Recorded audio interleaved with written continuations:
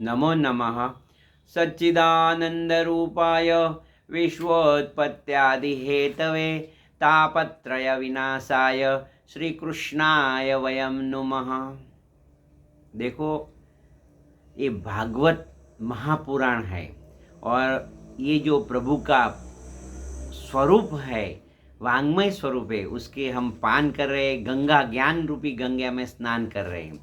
तो आज हम जैसे एक के बाद एक श्लोक को हम समझ रहे हैं, सुन रहे हैं, तो आज आगे चलते हैं। मैं श्लोक पढ़ता हूँ, फिर उसका हिंदी, फिर थोड़े उसके बारे में विवरण करते हैं। राग्नो मोक्षं तथा वीक्ष्य पूरा धातापि विस्मितः सत्यलोके तुलां बद्ध्वा तोलयः साधनान्यज। पूर्व काल में श्रीमद् भागवत के श्रवण से ही राजा परीक्षित की मुक्ति देखकर ब्रह्मा जी को भी बड़ा आश्चर्य हुआ था। उन्होंने सत्यलोक में तराजू बांधकर सब साधनों को तोला। अभी उसे समझते हैं। ये जो श्लोक तो आपने सुन लिया, मगर थोड़ा समझना जरूरी है। देखो कि पूर्व काल में तो जो पहले ब्रह्मा, देखो तीन देवता है, ब्रह्मा, विष्णु और महेश। तो तीन देवता, ब्रह्मा जी जो थे उन्होंने सृष्टि की उत्पत्ति किया, तो वो उनको सब मालूम था। ऐसे तो पहली जो कथा है तो उन्होंने ही सुनी थी। ऐसा आगे देखेंगे कि पहला किसने सुना, फिर दूसरा किसने सुना। अभी आज मैं सुना रहा हूँ और आप सुन रहे हैं, ऐसा समझ। लास्ट में ऐसा, फिर आगे भी सुनाने वाले बहुत आएंगे और सुनने वाले भी बहुत आएंगे। मगर ये अभी की जो बात है, इन दिस प्रेजेंट मोमेंट, तो पहले उन्होंने सुना था। तो उन्होंने पूर्व काल में श्रीमद् भागवत के श्रवण से ही राजा परीक्षित की मुक्ति देखकर, तो देखो ये आप श्रवण कर रहे तो समझना कि आपका मोक्ष का बुकिंग हो गया। और कौन सा लोक में है? तो सत्य लोक। तो कितने लोग हैं?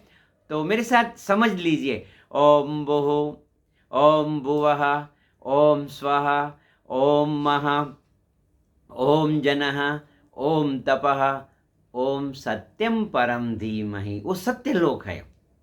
देखो आपका जो शरीर है उसमें भी देखो मूलाधार, स्वादिष्ठान, मणिपुर, अनाहत, विशुद्ध, आज्ञा और सहस्त्रार, ऐसे 7 चक्र रहते हैं। तो ऊपर के उद्वल लोक 7 है, नीचे भी है पाताल, जैसे अतल, वितल, सुतल, ऐसे रसातल, तलातल, पाताल ऐसे है। मगर ये जो ऊपर की बात है, हम ऊंचे जाने की बात करेंगे ना, तो कभी कभी मुझे भजन भी याद आता है। ऊंचा ऊंचा सब कोई देखे, नीचा न देखे कोई, एक बार जो नीचा देखे सबसे ऊंचा होई। राम रस ऐसो है मेरे भाई, राम रस ऐसो है मेरे भाई। मुझे एक लोग मुझे पूछते हैं कि गुरुजी आप, ऐसे मैं मंदिर में प्रवचन देता हूँ, आनंद से देता हूँ, लोगों को भी मजा आती है, मुझे भी आनंद आता है।